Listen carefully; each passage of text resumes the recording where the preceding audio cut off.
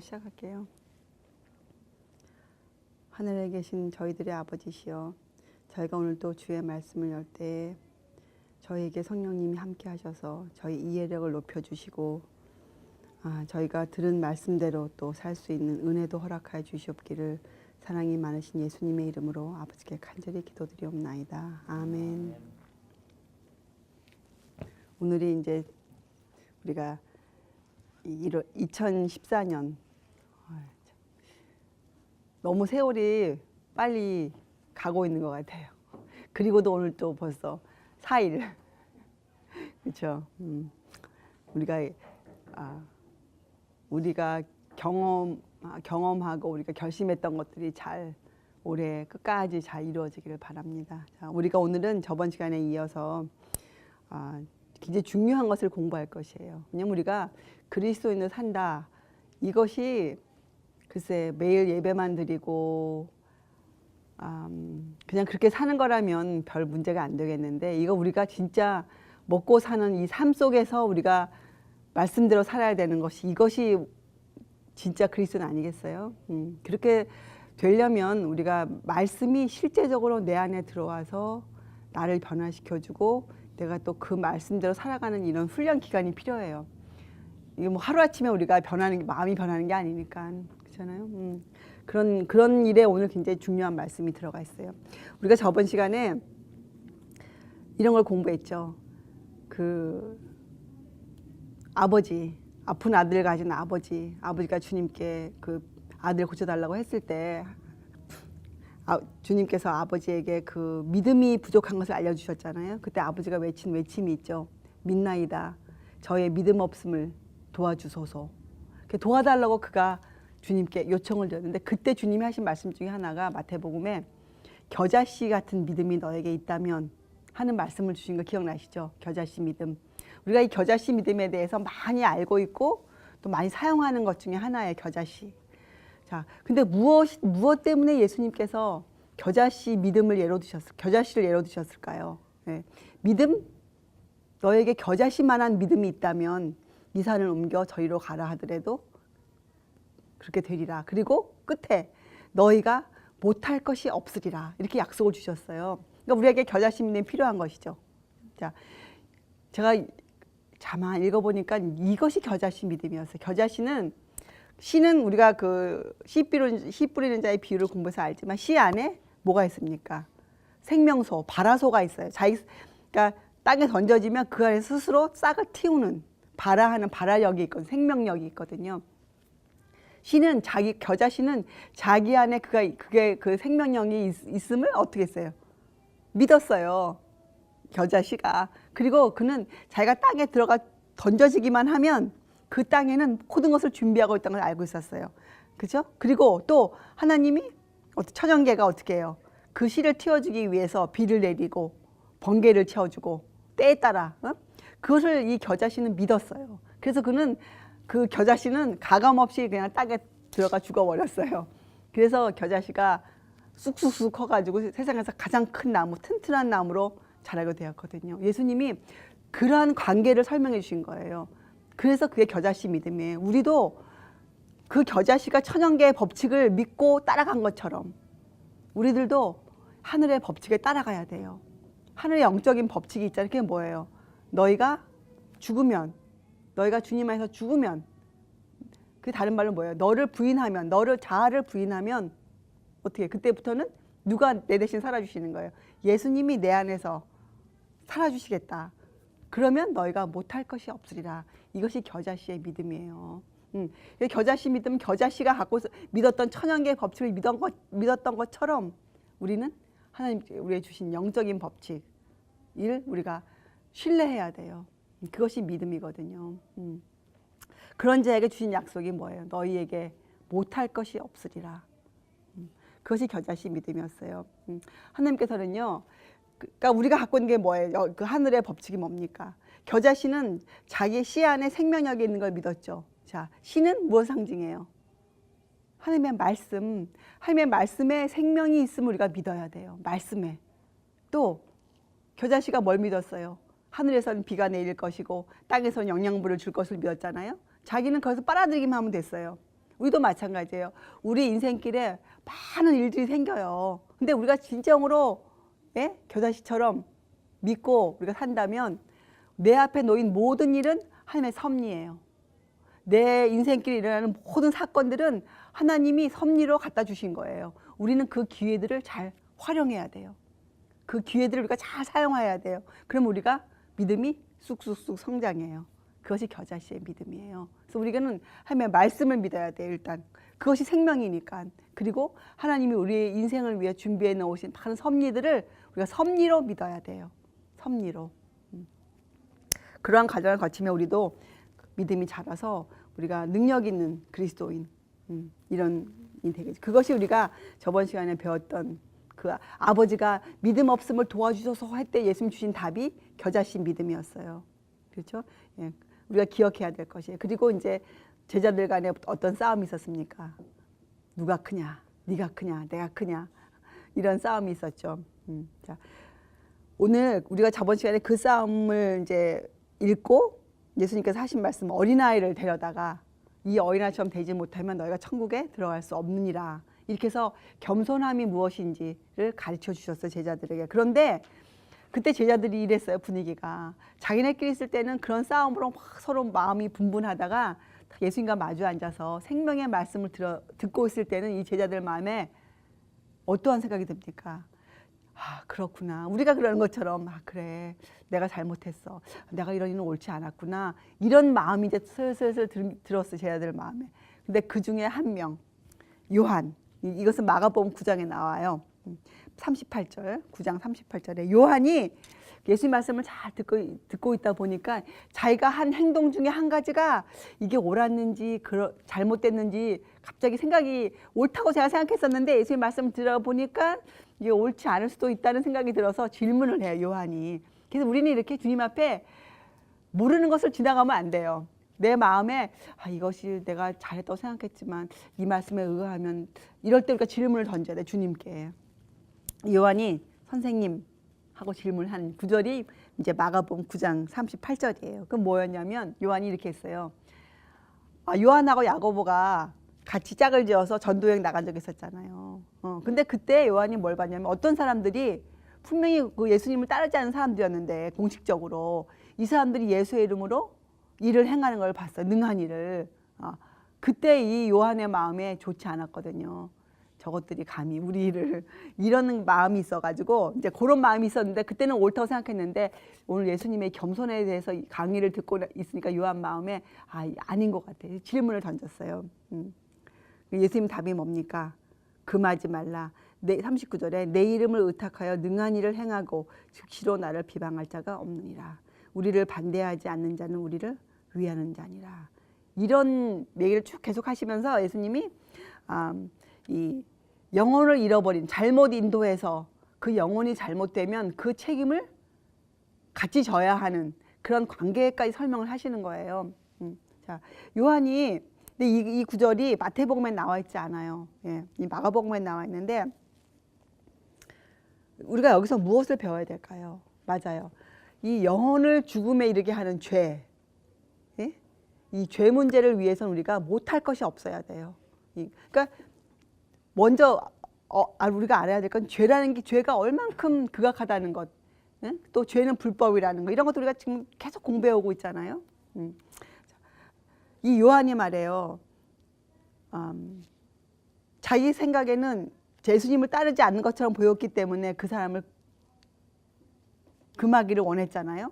그때는 그게 요한이 옳았다고 생각했지만 예수님의 이런 말씀을 통해서 요한의 마음이 뭘 알게 됐냐면 그것이 혹시 나의 이심이 아니었을까.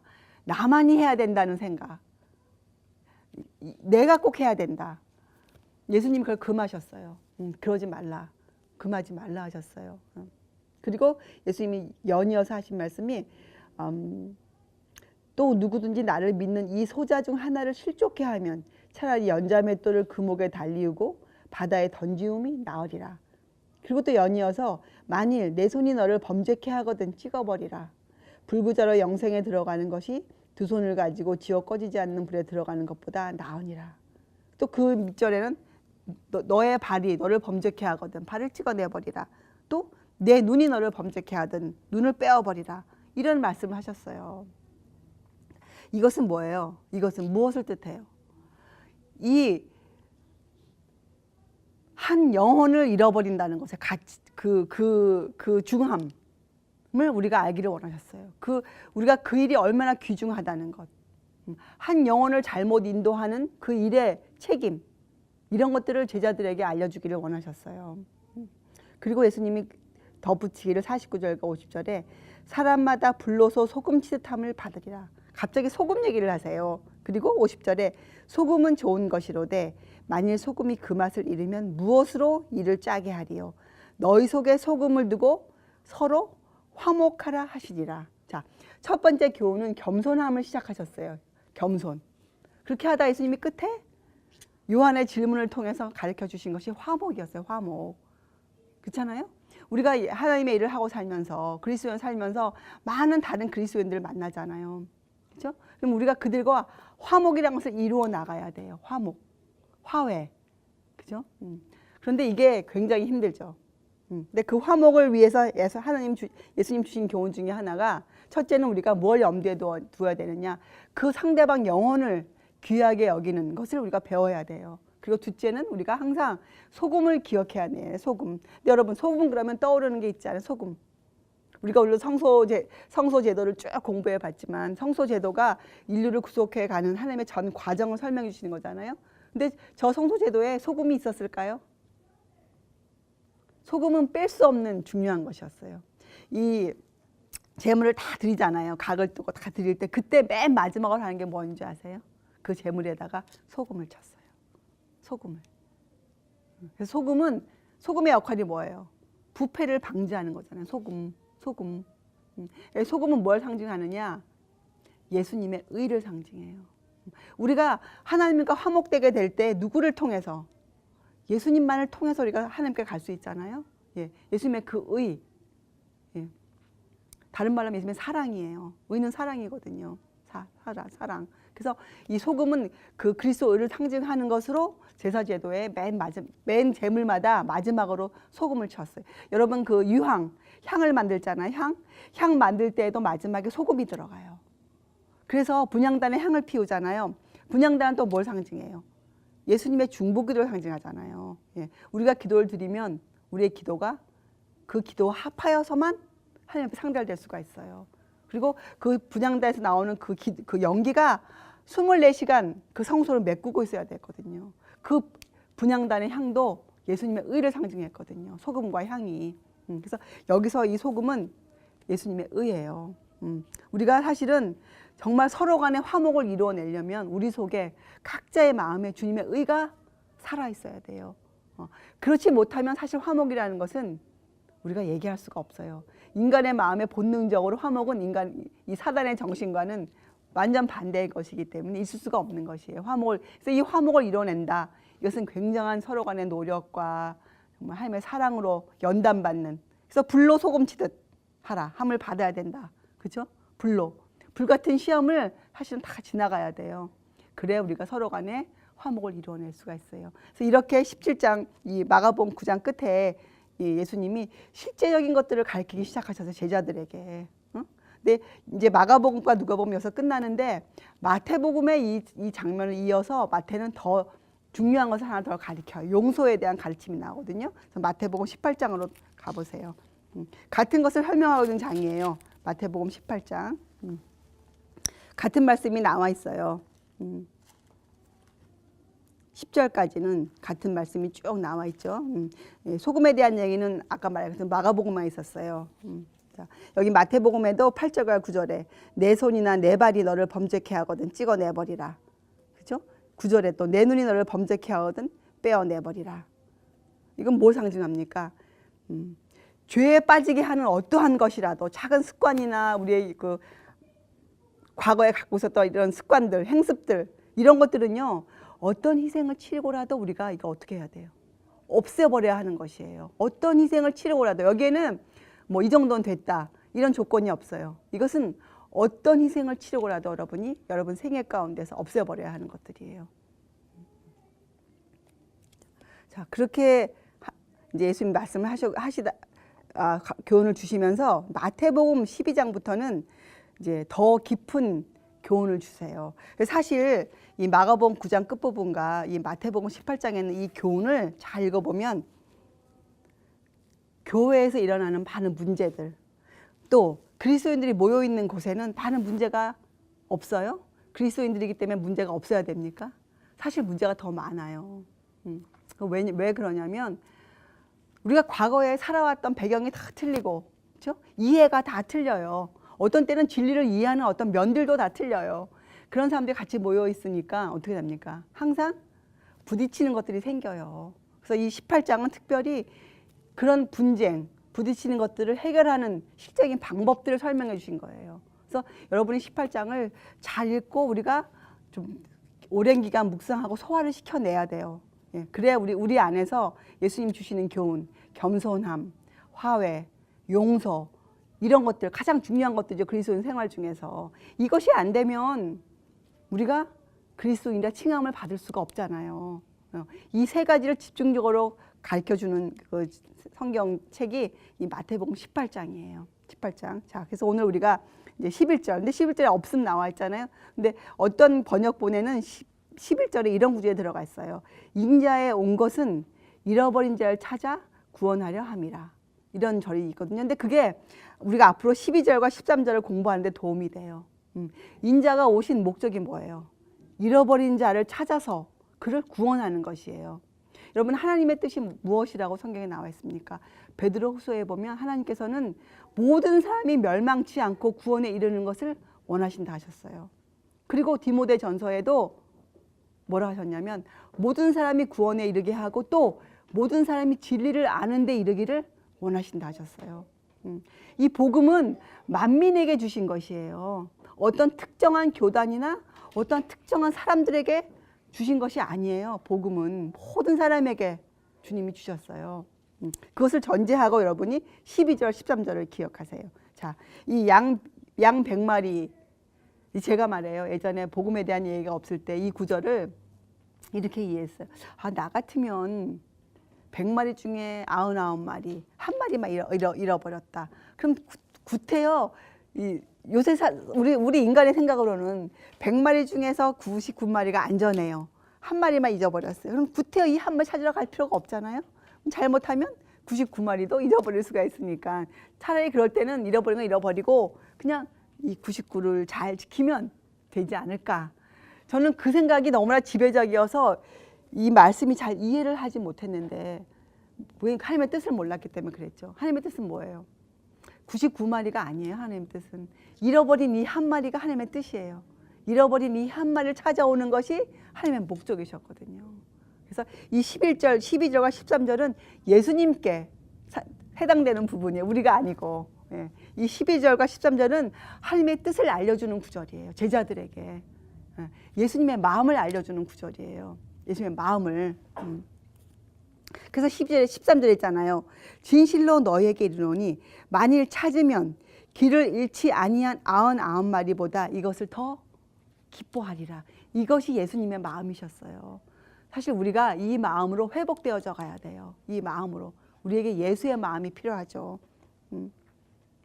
그리고 14절에 이와 같이 이 소자 중에 하나라도 이뤄지는 것은 하늘에 계신 너희 아버지의 뜻이 아니니라. 자, 이 14절과 우리가 아까 그 전에 공부한 것. 한 소자를 잘못 인도해서 실족해 하면 어떻게 한다고요? 차라리 연자 맷돌을 메고 물에 빠지는 것이 낫다 하신 그 말씀하고 연결되잖아요. 예, 이 연자 맷돌이 어떤 맷돌이냐면 그냥 여러분 상상하는 그런 맷돌이 아니고 당나귀가 돌리는 맷돌이래. 그럼 얼마나 무거운 맷돌이겠어요. 그렇죠? 이거를 메고 들어가면 살아날 길이 없는 거예요. 그만큼 하나님의 교훈이 뭐냐? 영혼의 귀함. 하나님 아버지께서 그 영혼을 얼만큼 귀하게 여기신다는 것을 제자들에게 알려주고 싶었어요. 예수님께서. 자, 그 이어서 계속해서 이제 교훈이 나와요. 자, 15절부터 나오는 교훈은 뭐냐? 이제 죄를 범한 형제가 있을 때 너희 중에 그 사람을 어떻게 너희가 취급하겠는가? 이거 너무 실제적인 교훈 아니에요? 우리 안에. 우리는 쉽게 어떤 사람의 죄를 보거나 어떤 사람의 죄가 드러나면 우리는 쉽게 무엇을 하느냐? 그 사람을 판단하고 그 사람을 정죄하고 그 사람을 비난하고 그 사람을 왕따시키고, 예, 그래서 그 사람이 이제 견디지 못하고 이제 나가도록 하는 그런 일을 하나님의 이름으로 종종 잘하고 있어요.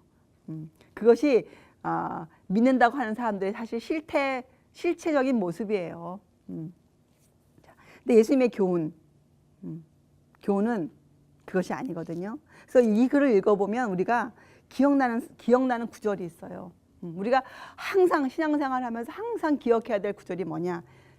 요한복음 1장 29절이에요. 그것은 세상 죄를 지고 가는 하나님의 어린 양. 왜냐면 바로 그 전에 하신 교훈이 뭐예요? 한 마리 어린 양을 잃어버린 것에 대한 귀함을, 가치를 설명해 주셨거든요. 그래서 우리가 신앙생활 할 때 우리가 항상 이것을 기억해요. 세상 죄를 지고 가신, 내 죄를 지고 가신, 예? 내가 알지 못해 죄인 되었을 때 나를 위해 십자가에 돌아가 주신, 나를 위해 돌아가 주신 우리 예수님, 그 어린 양. 어린 양에게 우리 눈을 항상 고정시켜 놔야 돼요. 우리의 마음을 고정시켜 놔야 돼요. 왜냐하면요, 우리가 사람은 바라봄으로 변화받잖아요. 우리가 예수님을 바라보면 우리가 무엇이 느껴집니까? 우리가 무엇을 알게 돼요? 예수님의 그 십자가 사랑을 바라보고 있자면 우리 자신이 얼마나 냉담하고, 그죠? 사랑이 없음을 자연히 알게 돼요. 그죠? 또 우리가 얼마나 무기력한지, 네? 또 우리가 얼마나 이기적인지, 이런 것들이, 그런 거에 대한 수치심이 느껴져요. 우리에게. 그래서 우리가 예수님을 바라보지 않으면 지금부터 하는 모든 교훈은 쓸모가 없는 거예요. 우리가 이 교훈이. 왜냐하면 예수님이 아니고서는 이 교훈들이 우리 속에서 이루어질 수 없는 것들이에요. 우리 속에서. 자, 우리가 잘 알아요. 이제 죄가 드러난 사람이 있으면 어떻게 해요? 처음에는 우리 혼자 그 사람과 대면해서 그 사람에게 죄를 알려주고, 또 그것도 안 되면 두세 사람이 함께 가고, 또 안 되면 이제 그 사람을 교회에서 이제 출교시켜라. 이런 교훈이, 그리고 그 사람을 이방인과 세리와 같이 여기라. 이런 말씀이 있어요. 근데 우리가 요 15절, 16절, 17절만 나와 있는 게 아니잖아요. 우리가 지금 18장을 전체를 같이 연구해 보면 제일 중요한 것이 한 영혼의 귀함이란 말이에요.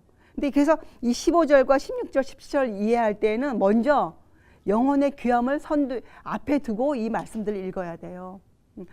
이방인과 세리와 같이 여기라 그랬다. 그래서 이제 그 사람을 나는 상대 안 해. 저거는 멸망받을 죄이냐? 이것이 아니에요. 하나님의 교훈은 우리는 항상 그들이 잘못을 저질렀다 하더라도 우리는 그들을 형제처럼 취급해줘야 돼요. 그것이 하나님의 가르침이에요. 그것이 황금률이고 남을 취급하는 방법이잖아요. 이런 것들이 같이 연결되어서 우리 속에서 이해가 되어져야죠. 말씀만 띄어서 그래? 내 말도 안 듣고 그들의 말도 안 듣고 교회도 안 들었어? 그래서 이방인과 세리와 같이 여기라 그랬다. 너는 이제 죄인이야. 너는 교회 문턱 또 들어올 수 없어. 너는 나쁜 사람이야. 이게 아니에요. 하나님의 교훈은. 다 같이 읽어보세요. 같이 읽어봐야 돼요. 자, 그러면 우리가 실제적으로 실수한 자에게 어떻게 취급해야 되는가? 하나님의 궁극적인 교훈은 뭐예요? 그 실수한 자에게 죄를 알려주어서 그가 그 죄를 회개하고 하나님께 돌아오도록 너희가 도와주어라. 이 말씀이거든요. 하나님의 교훈은, 예수님의 교훈은 우리가 그 일을 하라는 거예요. 우리가 어떻게 알 수 있냐면 레위기 19장 17절에 이런 말씀이 있어요. 너는 내 형제를 마음으로 미워하지 말며 이웃을 인하여 죄를 당치 않도록 그를 반드시 책선하라. 이런 구절이 있어요. 자, 책선을 제가 찾아봤더니 이렇게 나와 있어요. 친구에게 옳은 일을 하도록 서로 권하라. 친구에게 옳은 일을 하도록 서로 권하라. 이걸 풀어보면 이런 거예요. 우리가 이해하기 쉬운 말로 하면 지금 오류와 죄 가운데 빠진 그 형제가 있어요. 그럼 우리가 그를 어떻게 합니까? 하나님과 다시 화목시키게 하도록 우리가 노력하는 일을 우리가 해야 되잖아요. 그 일을 가장 많이 하신 분이 누구예요? 먼저 하시고 예수님이시잖아요. 그 예수님의 사명이셨고 예수님이 우리에게 가시면서 분부하신 사명이 바로 그 사명이에요. 형제를 그 죄에서 돌이키게 하는 것. 그래서 야고보서 5장 끝절에 나와 있잖아요. 형제를 죄에서 돌이켜 하는 사람은 그 영혼을 사망해서 구원하고 허다한 죄를 덮는다 그랬어요. 그래서 우리가 해야 될 우리가 이 사람들을 이방인과 세리처럼 여기고 하는 그 모든 것의 그 궁극적인 목적은 그를 다시 주님께로 회복시키기 위해서 하는 거예요. 그렇죠? 이것을 우리 머릿속에 원칙으로 갖고 있어야 돼요. 그리고 우리가 실수한 자들, 죄를 지은 자들을 취급해 줘야 된단 말이에요. 자, 그래서 우리는 그 실수한 자들에게, 죄를 범한 자들에게 분명히 우리가 해야 될 일은 그에게 죄를 알려주어야 돼요. 근데 여러분, 죄를 알려주러 갈 때 우리 마음에 그를 미워하거나, 예? 그를 판단했거나 그를 정죄하는 마음이 있으면 그게 어떻게 되겠어요? 그건 죄를 알려주러 가는 게 아니고 그를 정죄하러 가는 거잖아요. 가면 안 돼요. 우리가 그런 일을 할 때에는 우리 마음에 지금 우리가 공부했던 것, 세상 죄를 지고 간 하나님의 어린 양을 우리 마음에 새겨서 우리 마음이 주님의 사랑으로 녹아내어진 그런 마음이 되었을 때 우리가 이런 실수한 자를 취급할 수가 있는 것이에요. 우리 마음에 불쌍히 여기는 동정심, 예수님의 동정심이 우리 마음에 잘 잡고 있어야 돼요. 그러면 우리가 그때는 그 영혼을 죄에서 돌이키기 위해서 우리가 모든 노력을 하죠. 그렇죠? 이렇게 우리가 말씀에 순종하고 이런 일을 할 때 비로소 우리가 그 죄인을 참아줄 수 있는 인내를 가질 수가 있어요. 안 그러면 내 자식에게도 인내심을 발휘 못해요. 응? 자식이 잘못하잖아요. 처음에는 잘하다가도 조금만 시간이 지나면 짜증이 나고 또 네가 내 말을 안 듣는구나. 네가 또 그랬어. 화가 올라와요. 그게 뭘 증명합니까? 우리 마음에 예수님의 사랑이 아직 자리를 못 잡고 있다는 것이에요. 그래서 우리 마음에 인내가 가장 참 중요한 열매 아니에요? 근데 인내는 순종이라는 것을 거치지 않으면 인내가 나오지 않아요. 우리가 주의 말씀에 순종하고 살아야 비로소 우리가 참아낼 수 있는 힘이 생겨요. 그것이 순종과 인내의 관계거든요. 그래서 이제 우리는 이런 것들을 공부했어요. 자, 이런 것들을 공부하면 이제 우리가 잃어버린 양을 주님 대신해서 사역을 할 수 있는 이제 그런 이해가, 개념이 생기기 시작하는 거예요. 그리고 나서도 우리에게 뭐가 필요하냐? 이런 사람들을 대하는 훈련이 필요해요. 우리가 많은 실수하겠죠. 자, 갈라디아서 6장 1절에 보면 이런 말씀이 있어요. 형제들아, 사람이 만일 무슨 범죄한 일이 드러나거든 신령한 너희는, 그러니까 신령한 건 뭐예요? 예수님의 영이 함께하는 너희는 온유한 심령으로 그러한 자를 바로잡고, 그 다음에 중요해요. 내 자신을 돌아보아 너도 시험을 받을까 두려워하라. 이게 뭐예요? 우리가 그를 인도해 주지만 우리 자신도 그와 다른 입장에서 그를 하는 게 아니에요. 그와 같은 입장에 있기 때문에 우리가 그 일을 하는 거예요. 우리가 다 주님으로부터 용서받았고 주님의 은혜를 덧입은 자들이기 때문에 같은 입장에서, 그래서 우리가 형제 아닙니까? 그래서 형제가 되는 거예요. 아닌데 어떻게 형제가 됩니까? 예수님이 이 일 때문에 사실은 어떻게 해요? 이 땅에 우리의 형제로 오셨잖아요. 우리의 맏형님으로. 그래서 우리가 누구를 형제로 부른다? 우리가 같은 입장에 있기 때문에 형제가 되는 거예요. 내가 너보다 나아. 그건 형제가 아니에요. 그렇잖아요. 형제는 같은 입장에 있는 거거든요. 그래서 여러분 우리는요, 이 잘못을 행한 자에게 우리가 그 잘못을 제시해 주어야 돼요. 근데 우리는 그것을 쉽게 비평이나 비난거리로 삼죠. 예, 뒤에서 수근수근 얘기하고. 예. 그래서 사실 용서란 건 말이에요, 어떤 행위가 아니에요. 용서는 마음의 문제고 정신의 문제예요. 용서는 내 마음이 준비되어 있지 않고 내 정신이 예수님의 사랑으로 물들어 있지 아니하면 절대로 할 수 없는 것이 용서예요. 용서. 그래서 우리가 오늘 18장에서 배우는 것, 겸손, 화해, 하나님과 화목, 용서, 이런 것들은 정말 중요한 그리스도인의 행습, 그리스도인의 모습 중에 중요한 것이죠. 자. 그리고 한 가지 교훈이, 우리 선배가 말씀하시기를, 누가 나에게 잘못한 자가 있잖아요. 이러한 일에 대해서 너무 깊이 생각하지 말라고 그랬어요. 왜냐하면 사람은 바라보물이 변하거든요. 그런 일들을 깊이 생각하고 그가 왜 그랬을까 나에게. 저도 많이 해봤어요. 그거 많이 하다 보면 그 일에 내가 파묻혀 버려요. 그래서 그렇게 꼴지어진단 말이에요. 그럴 때 얼른 우리가 눈을 얼루 가요. 예, 십자가에 우리를 위해 돌아가신 예수님께로 우리 눈을 돌리는 거예요. 실제적으로 우리 그렇게 하자고요. 2014년도에는 제발 우리가 이 일을 이뤄내자고요. 우리가 눈을 예수님께로. 저도 이제 그렇게 해요. 이건 내가 거기 있어 봤더니 나한테 전혀 도움이 안 돼요. 내 피와 살을 갉아먹어요. 그것이 나를 얼마나 낙담시키는지 몰라요. 그래서 우리 선배가 얘기했어요. 절대 하지 마라. 너희가 해를 받는다. 우리는 바라보면 변화되기 때문에 우리는 어떠한 경우에도 예수님만을 바라봐야 돼. 근데 그 예수님 어떤 예수님? 세상죄를 지고 간 하나님의 어린 양. 그 예수님을 바라보아야 돼요. 자, 그러면 이제 이런 교훈을 예수님이 쭉 하시면서 이렇게 이런 말씀도 하세요. 18절. 진실로 너에게 이르노니 무엇이든지 너희가 땅에서 매면 하늘에서도 매일 것이요. 무엇이든지 땅에서 풀면 하늘에서도 풀리리라. 자, 이거는 무슨 말씀이에요? 이건 무슨 말씀 하시다가 이 말씀 하신 거예요. 영혼을 구원하는 문제를 하시면서 이 말씀 하셨잖아요. 이건 뭐냐? 우리가 영혼을 상대할 때에는요, 그 일이 영생과 관련이 되는 거예요. 영생과 심판과 굉장히 중요한 업무예요. 그래서 우리가 이 일을 할 때는 우리가 어떤 것을 이렇게 결정해 놓잖아요. 우리가 진실로 하늘도 그것을 인정해 준다 이거예요. 하늘에서도 그 일을. 네? 그래서 이것은 우리가 함부로 할 수 있는 문제가 아니에요.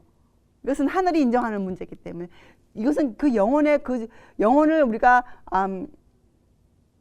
영생과 관련된 이 문제를 우리가 취급함의 그 중요성을 이렇게 강조하셨어요. 자, 19절. 진실로 다시 너에게 이르노니 너희 중에 두 사람이 땅에서 합심하여 무엇이든지 구하면 하늘에 계신 내 아버지께서 저희를 위하여 이루게 하시리라. 하나님이 예수님께서 보증을 주셨어요. 근데 너무 감사하죠. 이런 일을 너희가 할 때 힘들잖아요. 우리가 그렇죠? 근데 예수님은 어떻게 구하라. 그러면 하늘에 계신 내 아버지께서 참 놀라우신 말씀이에요. 예수님이 지금 인자로 땅에 계시는데 예수님이 제자들에게 내 아버지라고 하셨어요. 하나님을. 이건 뭐예요? 예수님과 아버지의 관계, 예수님의 신성, 그것을 다시 한번 제자들에게 기억해 하시는 거예요. 상기시켜 주는 거예요. 내 아버지. 두세 사람이 내 이름으로 모인 곳에는 나도 그들 중에 있느니라. 이렇게 예수님의 가실 곳, 예수님이 함께 하심을 이렇게 다시 약속해 주셨어요. 이런 귀한 교훈을 듣고 있어 제자들이 얼마나 제자들 마음이 뜨거워졌겠어요. 그죠? 마음이 부드러워지고 그 전까지 누가 크냐고 싸우던 제자들 마음이 눈 녹듯이 부드러워지기 시작했어요. 그럴 때 또 우리 베드로가 질문이 생겼어요. 그때 베드로가 나와 가로되 주여 형제가 내게 죄를 범하면 몇 번이나 용서하여 주리이까? 일곱 번까지 하오리이까? 자, 이 당시 유대인들의 습관은 누가 나에게 잘못을 저지르잖아요. 그러면 법으로 3번까지 용서해줘라 정해놨어. 3번. 그래서 베드로는 지금 주님의 말씀을 듣고 아주 마음이 뜨거워졌거든요. 그래서 베드로는 아주 인심을 크게 써가지고 7번 하고 이제 말씀을 했는데 예수님의 대답. 그러니까 베드로도 이런 주님의 교훈을 들을 때 그 질문이 생기는 거죠. 그러니까 우리가 성경 읽을 때요 많은 질문 생기는 거 당연한 거예요. 그리고 그런 질문을 주님께 드려야 돼 우리가. 주님의 대답은 아니 7번뿐 아니라 70번씩 7번이라도 할지니라. 자, 이거는 뭐예요? 용서의 한도가 있다는 것이 없다는 것이에요. 용서에는 끝이 없다는 것을 예수님이 이렇게 표현해 주셨어요. 그렇게 하시면서 예수님이 비유를 하나 드세요. 비유. 여러분 이 비유 잘 아시죠? 그렇죠? 어떤 왕이 있었어요. 예, 왕의 신하가 잘못을 했어요. 그러니까 이것은 요새 말로 하면 이것은 횡령죄예요. 횡령죄. 그렇죠? 근데 그 금액이 어마어마하게 커요. 1만 달란트. 그래서 이제 데려왔어요. 봉하니 갚을 수가 없죠. 1만 달란트를. 그래서 주인이 얘기하죠. 어떤 임금이 그래요. 몸과 처와 자식들과 모든 소유를 다 팔아 갚게 하라. 이렇게 선고하셨어요. 종이 엎드려 절하며 가로되 내게 참으소서 다 갚으리이다. 여러분 이거 아잖아요. 27절에 그 빚을 불쌍히 여겨 탕감하여 주었어요. 빚을 다 제해 주셨어요. 근데 이 동관이 나가다가 자기보다 못한 동관 오직 얼마 빚졌어? 이 사람은 100데나리온. 그러니까 100만 대 1이에요. 비교해 보면. 근데 그런 사람 똑같은 일을 당한 사람을 어떻게 이 사람은 그를 긍휼히 주지 않고 이제 옥에 가두잖아요. 그래서 그 일을 듣고 이제 왕이 노하는 그런 비유를 예수님 드셨단 말이에요. 자, 이 비유는 우리에게 용서를 가르쳐 주는 비유예요. 비유. 근데 이건 여러분 비유입니다. 비유. 자, 한번 우리 살펴보자고요. 이 왕이 베풀어 준 용서는 여러분 다 아시죠? 이제 이 왕은 예수님이시잖아요. 비유니까. 무엇을 용서해 준 거예요? 여기서는 1만 달란트예요. 자, 예수님 우리를 무엇을 용서해 주셨어요? 우리가 어찌할 수 없는 우리의 죄 문제를 해결해 주신 분이 예수님이시거든요. 자, 우리 죄를 다 하나님 용서해 주셨단 말이에요. 자, 그런데 이 사람은 무엇을 구했습니까? 여기에 보면 그 빚을 좀 다 못 갚으니까 그 빚을 좀 삭감해 주세요. 아니면 빚을 다 없애 주세요. 이렇게 구하지 않고 참아 주소서. 언제까지? 내가 갚을 때까지 참아 주소서. 이렇게 얘기했어요. 그런데 답은 뭐예요? 불쌍히 여겨서 그 빚을 이 사람이 구하지 않은 것을 줬어요. 왕이 빚을 탕감하여 주었어요. 이거 우리 예수님 아니세요? 예수님 이 땅에 우리가 오시라고 그래서 오신 거 아니잖아요. 그렇죠? 예수님 또 우리가 죄를 용서하라고 먼저 구하지도 않았어요. 예수님이 의인 되셨을 때 죄인의 죄를 다 지고 예수님이 자원하여 십자가에 가셨잖아요. 우리를 대신해서. 자, 이게 사람이에요. 사람은 이렇게 내게 참으소서 다 갚으리이다. 아니 우리가 죄 문제를 어찌할 수 없는데 뭘 우리가 하겠다고 주님 앞에서 내가 갚겠다고. 이거 여러분 하면 기억나는 사람들이 있어요. 이스라엘 백성들 시내산에서 그 우레와 불 가운데 예수님이 계명을 주실 때 그들이 어떻게 했습니까? 예, 알겠습니다. 제가 다 지키겠습니다. 그들이 그렇게 절했거든요. 근데 아니에요. 지킬 수 없어요. 우리는. 그렇잖아요? 이건 쉬운 말로 하면요. 자기의 무능함을 알지. 이 죄 문제를 어찌할 수 없다는 것을 인간들이 안다는 자체가 이 죄를 자각한다는 것 자체가 하나님의 은혜예요. 이 죄 문제를 내가 알고 있다는 것 자체가 성령님의 역사하심이거든요. 그래서 성령님이 오시면 어떻게 합니까? 우리에게 죄에 대해 책망하시잖아요. 이 죄를 알려주시잖아요. 죄를. 그래서 사람들이 이 죄 문제를 모르기 때문에 사람들이 기독교에 들어와서도 어떻게 하냐면 자기 행위로 무엇을 들여서 어떻게 해서 좀 구원을 얻어볼까 하는 마음이 들어올 수뿐이 없게 돼 있어요. 이 죄를 모르면. 죄를 자각하지 못하면. 자, 이 교훈은 우리가 자세히 살펴봐야 되는데 이 교훈은 정말 이것은 비유지만 우리가 큰 교훈 3가지를 주고 있어요. 자, 이제 여러분이 이 비유를 다 아셨어요. 비유를 다 아셨단 말이에요. 우리가 주님께 무엇 때문에 빚지고 있어요? 우리가 정말 횡령했어요? 횡령했죠. 우리 마음대로 살았으니까. 우리가 진 빚은 뭐의 진 빚이에요? 우리 그동안 공부 많이 했습니다. 실제적으로 우리가 무엇에 빚을 졌어요? 율법의 요구에 빚을 지고 있잖아요. 그렇죠? 하나님의 법의 요구에 우리는 빚을 지고 있잖아요. 지키지 않았으니까. 법을 어긴 사람들이니까. 또 우리는 그 빚을 그 율법을 지킬 수 없는 자들이기 때문에 우리는 이 100, 그러니까 100만 데나리, 1만 달란트의 빚을 지고 있는 거예요. 갚을 수 없는 빚을 지고 있는 거예요. 우리는 율법의 요구에. 자, 여러분 용서와 순종의 관계가 어떻게 되어 있을까요? 용서. 우리가 오늘 설교 말씀에도 좀 나왔는데 운전하다 티켓 먹은 사람 얘기도 하셨잖아요. 자, 용서와 순종은 어떤 관계에 있어요? 우리가 용서 받으면 그런데 내가 가만 생각해 보니까요. 운전할 때 말이에요. 티켓 우리가 딱 안 주잖아. 경찰이 그러면 마음에 이렇게 들어 인간은. 티켓 그래 안 받았지요. 좋다. 좋아. 한 번 더 해봐. 속도를 내서 달려가요. 우리는. 아까 그 설교할 때 우리 현집사가 뒤에서 웃더라고요. 왜냐면 저희 다 운전하잖아요. 그 티켓 안 받았기 때문에 조심해야지 하는 마음이 들지만 곧 안 가서 그래 안 받았지 요행을 바라고 또 속도를 내요. 그게 우리 사람들이거든요.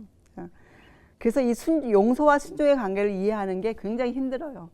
용서를 받으면 우리는 그 용서에 대한 가치를 잘 모르기 때문에 순종이란 것을 또 잘못 생각해서 방종으로 가게 돼 있어요. 우리가. 자, 여러분 순종은 뭡니까? 자, 순종. 우리가 용서를 받았기 때문에 주님께 순종해야 돼요? 아니면 용서를 받았기 때문에 이제 더 이상 우리는 자유함이 얻었기 때문에 이제 우리는 정말 내가 하고 싶은 대로 우리는 살 수 있다. 이렇게 되는 겁니까? 그렇죠? 우리가 용서를 받았기 때문에 우리가 사실은 주님께 더 법안에 메인자가 되는 거 아니에요. 그러니까 용서를 받았기 때문에. 그런데 이걸 실제적으로 한번 보세요. 자, 누가 여러분께 빚을 졌어요. 예를 들어서 돈의 빚을 졌다고 칩시다. 가장 우리가 빚진 자 하면 이제 그 물질이 생각나니까 빚졌어요. 그러면 그 빚진 자를 용서해 주는데 어떻게 용서해 줍니까?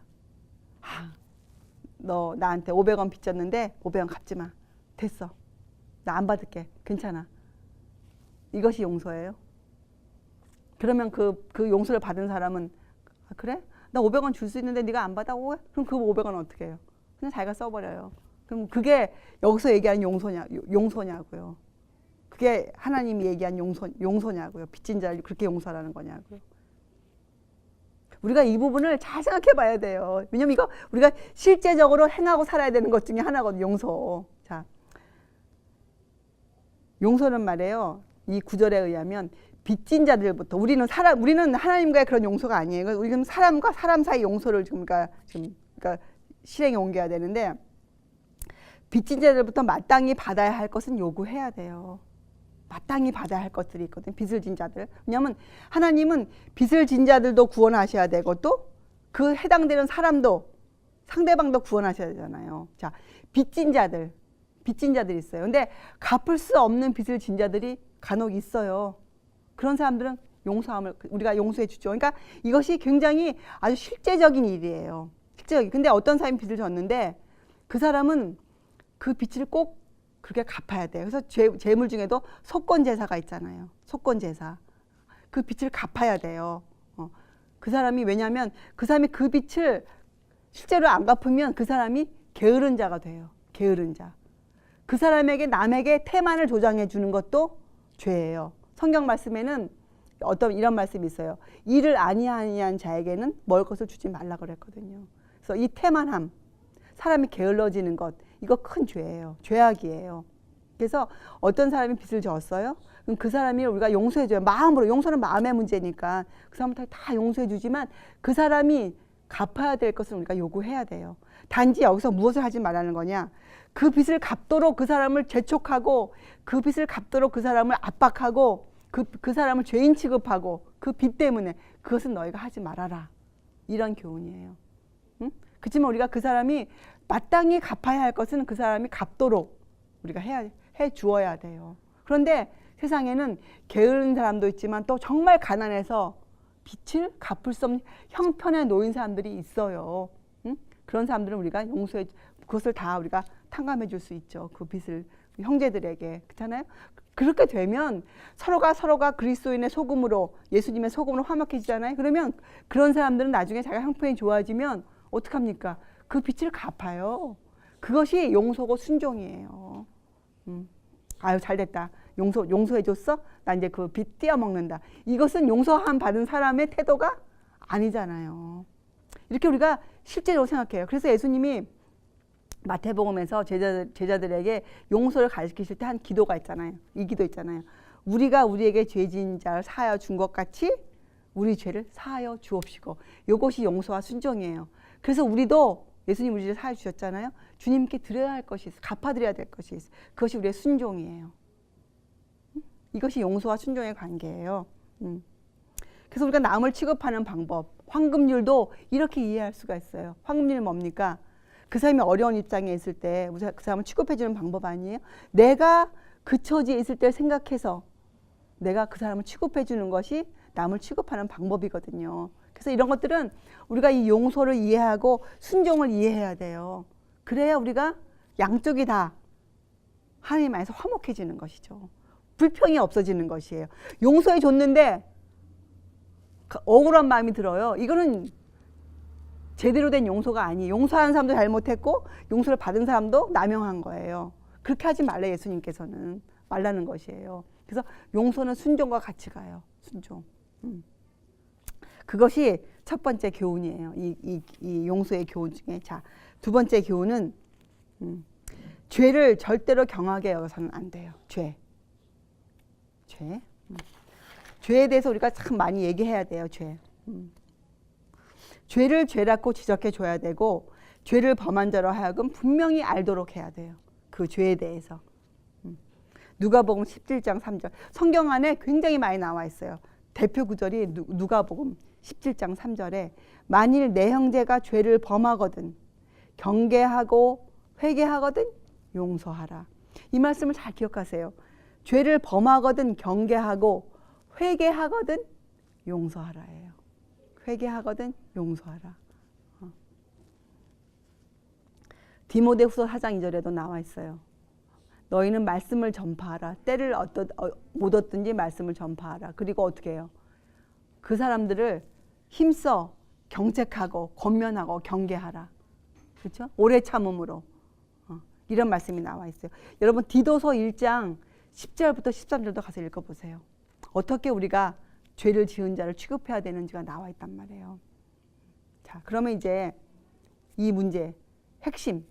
우리가 억울한 일을 당했어요. 우리가 누구를 용서해 줬어요. 이런 가르침에 의거해서 여러분이 누구를 용서해 줬어요. 그런데 그것이 제대로 풀리지가 않고 있어요. 내가 억울해졌어요. 나는 이렇게 했는데 이런 문제를 우리가 어떻게 취급해야 되나? 이거 우리가 진짜 알아야 되지 않아요? 이걸 잘 취급해야 우리가 상처받지 않고 우리가 자라나갈 수가 있어요. 자, 우리가 어려운 일을 당했다. 원칙은 있어. 원칙이 뭡니까? 이럴 때 우리가 원칙은 뭐예요? 우리의 눈을 얼른 예수께로 돌리면 돼요. 이것을 실제적으로 이 말씀이죠. 우리 스스로 그 일을 해결하려고 노력할 필요가 없어요. 우리 스스로. 대신에 우리가 그걸 어떻게 예수님을 어린 양을 바라보면 우리 마음에 그 사람을 구원하기를 힘쓰게 되어 있어요. 그것이 원리예요. 원리. 우리가 그 일을 억울한 일을 당했어요. 내가 그 일을 좀 풀어보려고 애를 쓰면 점점점 그 사람과 거리가 멀어져요. 그 일이 구렁텅이에 빠지게 돼요. 근데 그렇게 하지 않고 내가 그 문제를 주님께 드리고 내가 주님을 바라보면 내 마음에 그 형제를 긍휼히 여기는 예수님의 동정심이 내 안에 들어오게 돼 있어요. 그래서 그 문제를 해결시킬 수 있는 능력이 생기게 되는 게 원칙이에요. 용서의 원칙이에요. 그것이 우리가 아까 읽은 갈라디아서 6장 1절 말씀 아니에요? 예. 형제들아 사람이 만일 무슨 범죄한 일이 드러나거든 신령한 너희는 온유한 심령으로 그러한 자를 바로잡고 내 자신을 돌아보아 너도 시험을 받을까 두려워하라. 이런 말씀들은 여러분이 한 단어 한 단어 띄어서 묵상하세요. 예. 왜냐하면요 우리 자신이 모든 일에 하나님께 빚을 지고 있잖아요. 은혜의 빚을. 우리 자신이 스스로가. 그래서 이런 교훈이 있더라고요. 죄에 빠진 자를 대할 때 우리가 어떻게 해야 된다. 구체적으로 나와 있어요.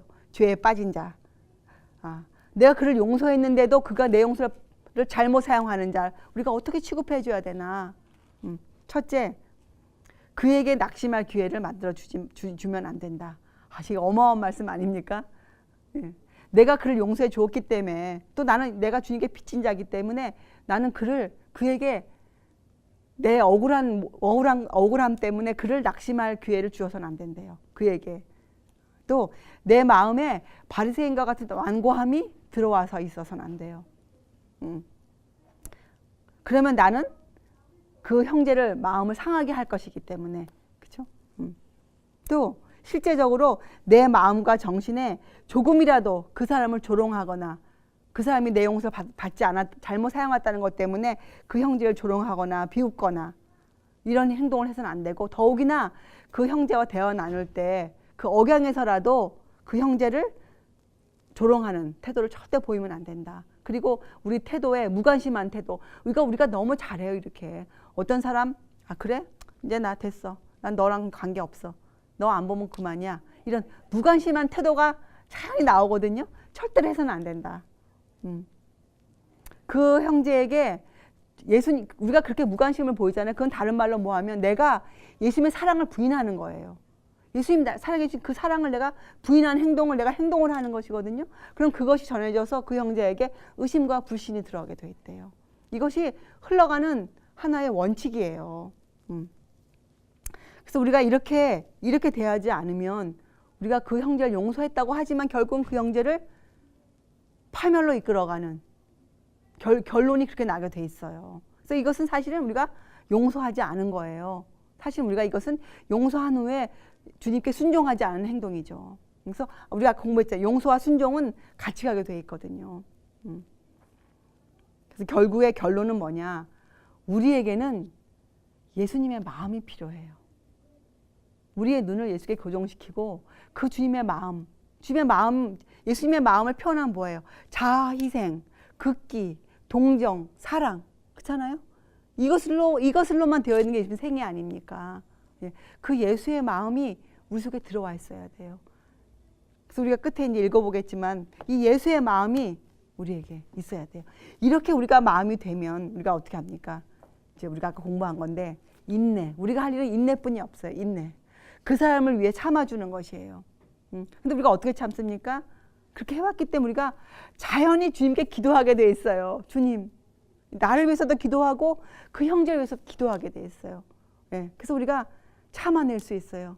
우리 억울함이 풀릴 때까지, 그 형제가 나를 다시 이해해 줄 때까지 내가 기도하며 주님께 참아내요.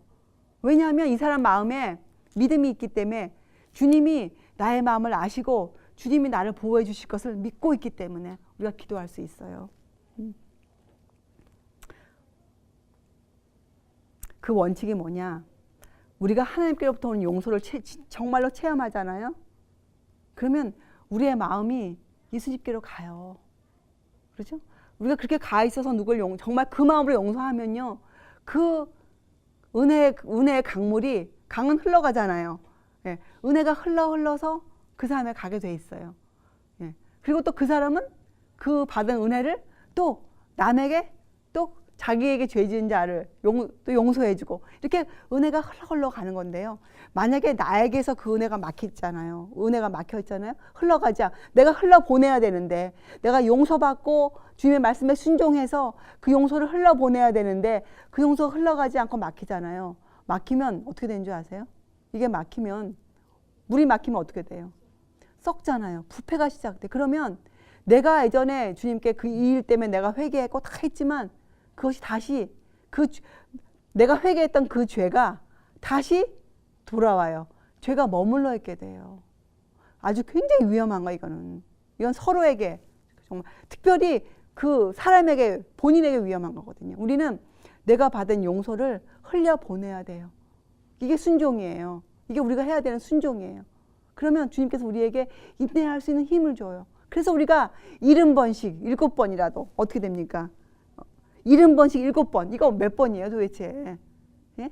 우리가 평생도록 용서할 수 있는 그 인내가 우리에게 자연히 오게 돼 있는 거예요. 이게 원리예요. 은혜의 원리. 그래서 여러분과 저는 이것을 막으면 안 돼요. 이것이 흘러가도록 우리가 주님께 우리 눈을 고정시켜야 돼요. 세상 죄를 지고 가는, 나의 죄를 지고 가는 하나님의 어린양. 자, 이제 그것이 두 번째 교훈. 죄를 절대로 경하게 여기서는 안 된다. 자, 왜냐하면 이 죄를 경하게 여기면 은혜가 흘러가지 못하거든요. 자, 세 번째 교훈, 마지막 교훈이 있어요. 이것은 뭐예요? 정말 제일 큰 교훈인데, 용서의 한도가 나와 있어요. 용서의 한도가 우리가 있잖아요. 우리는 향대 끝이 없어요. 왜냐하면 어떤 것으로도 용서하지 않는 정신은 변명할 수가 없어요. 핑계댈 수가 없어요. 용서하지 않은 정신은. 자, 여기에 보면 여보 18장 33절 이렇게 나와 있죠. 내가 너를 불쌍히 여김과 같이 너도 내 동간을 불쌍히 여김이 마땅치 아니하냐. 자, 하나님의 자비하심. 이 왕이 이 동간을 불쌍히 여겼던 것, 그 불쌍히 여기는 그 긍휼하심, 자비하심과 여러분의 몰인정함을 한번 대조시켜 보세요. 예? 우리의 몰인정함. 인간에겐 자비가 없어요. 우리에겐 긍휼함이 없어요. 우리는 몰인정해요. 그게 우리의 실체예요. 우리가 그걸 인정해야 돼요. 우리는 몰인정하고 하나님께는 우리가 어찌할 수 없는 은혜의 큰 자비가 있단 말이에요. 그래서 우리가 누구를 용서해주는 그 기준, 척도는 뭐예요? 하나님의 자비지 우리의 몰인정이 아니에요. 네?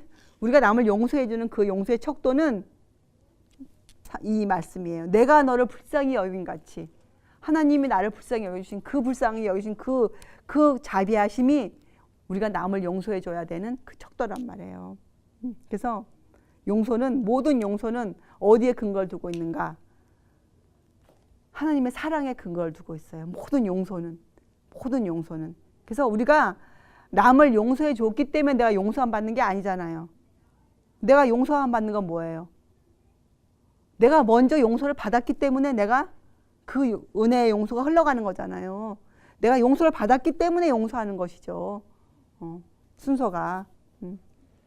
그리고 내가 남을 어떻게 취급해 주느냐에 따라서 내가 주님께 받은 그 사랑을 내 것으로 갖고 있는가 아닌가를 세상에 공표하는 거예요.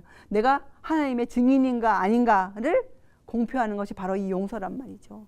우리가 가장 하기 힘든 것이 또 이 용서 아니에요. 용서. 예.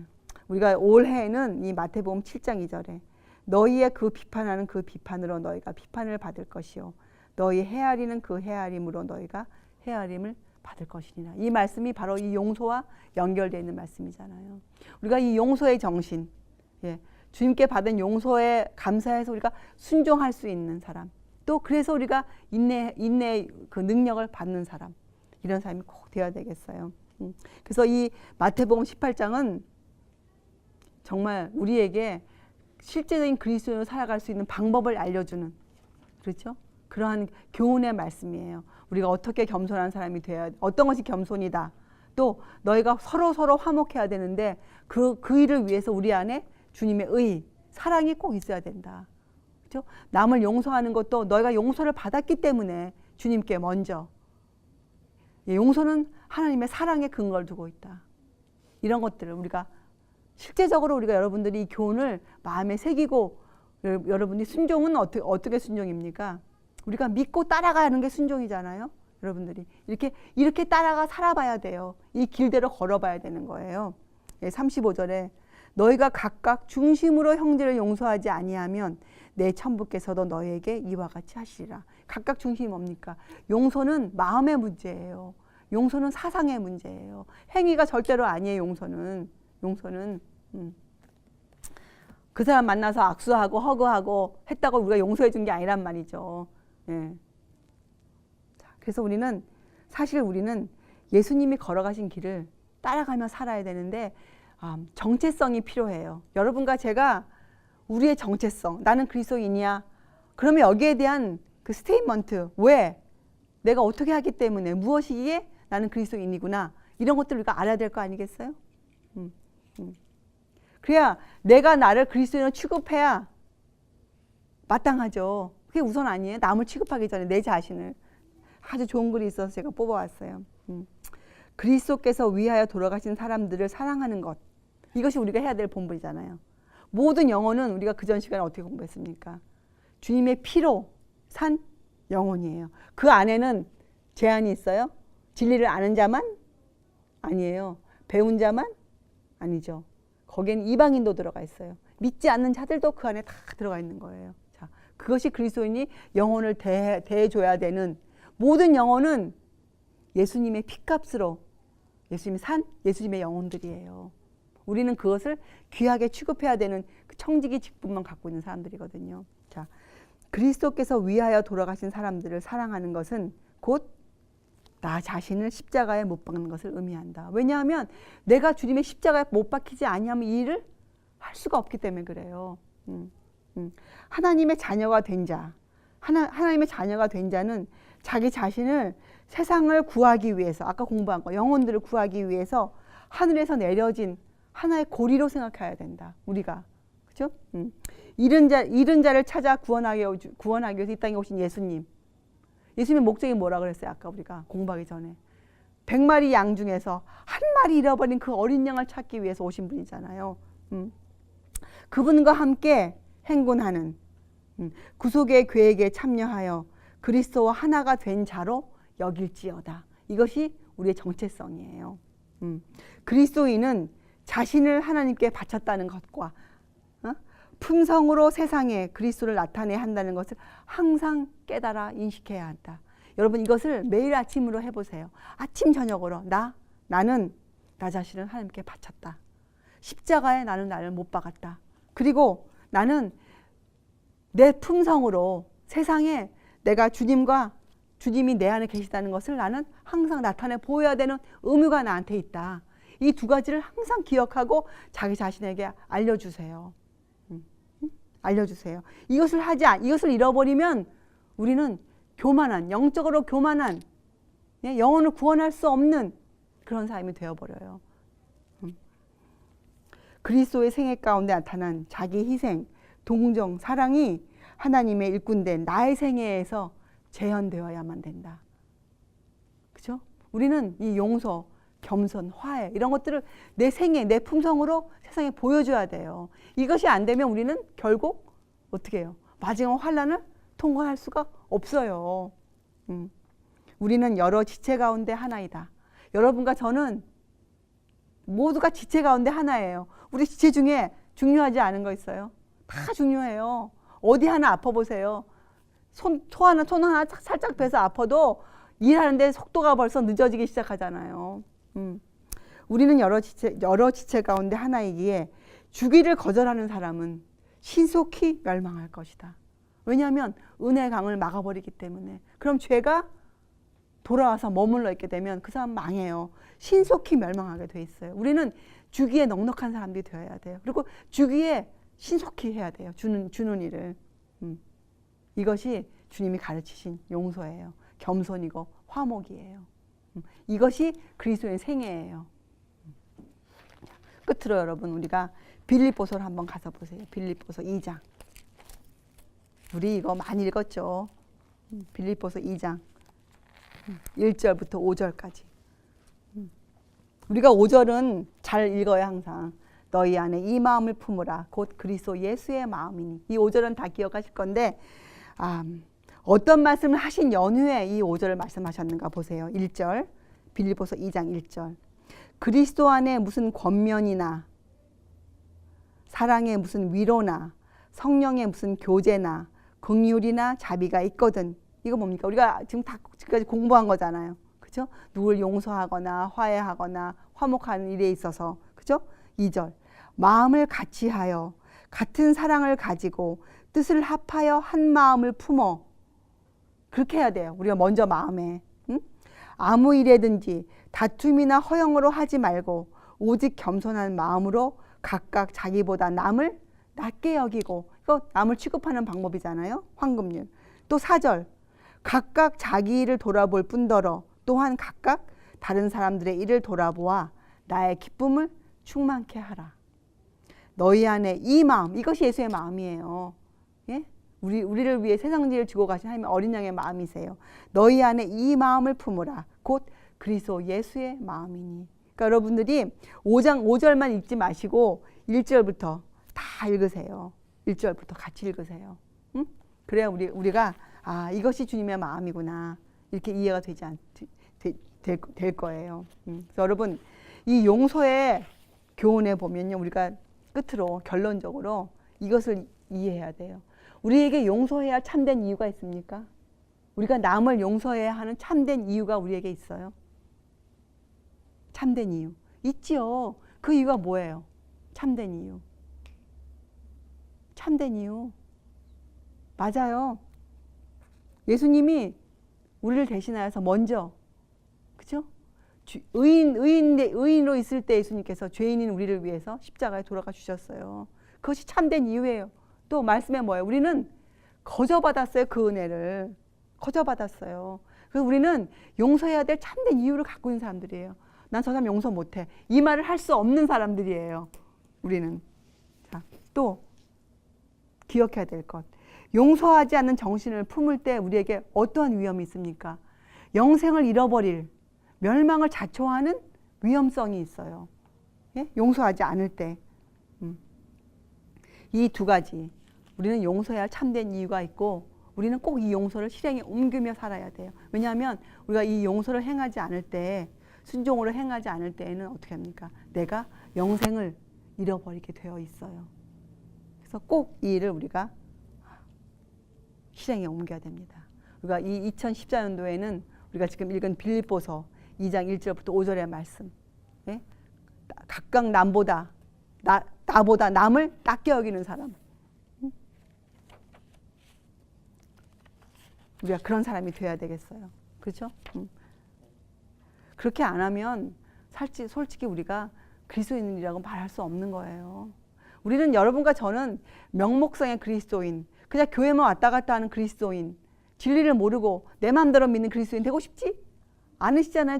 절대로 그렇게 할 수 없잖아요. 우리는 그렇게 할 수가 없어요. 우리가 그렇게 한다면 우리는 정말 큰일 나요.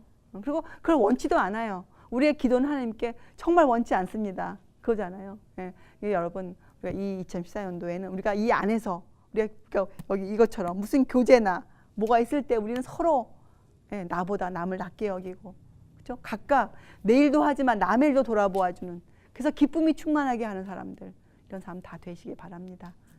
기도하시겠어요? 하나님 아버지, 저희같이 정말 이 무능하고 속절없고 또 각박하고 몰인정한 저희들을 사랑하여 주신 주님께 감사를 드립니다. 저희가 어느 때든지 주님께를 향한 저의 마음의 눈이 변치 않도록 저희를 도와주시옵소서. 저희가 주님께 우리의 눈을 고정시키고 저희가 이 그리스도인의 길을 걸어갈 수 있도록 주님 저희를 도와주시옵소서. 저희는 믿습니다. 주님께서 저희를 위하여 돌아가 주셨고 저희 죄를 용서해 주셨고 지금도 저희를 위해서 기도하여 주시고 계신 주님을 저희는 믿습니다. 저희는 주님의 그 큰 능력을 믿습니다. 주님, 오늘도 저희를 위해서 하고 계신 모든 일로 인하여 주님께 모든 감사와 영광을 주께 돌리나이다. 주님, 모든 것을 감사드리오며 귀하신 예수 그리스도의 이름으로 아버지께 간절히 기도드리옵나이다. 아멘.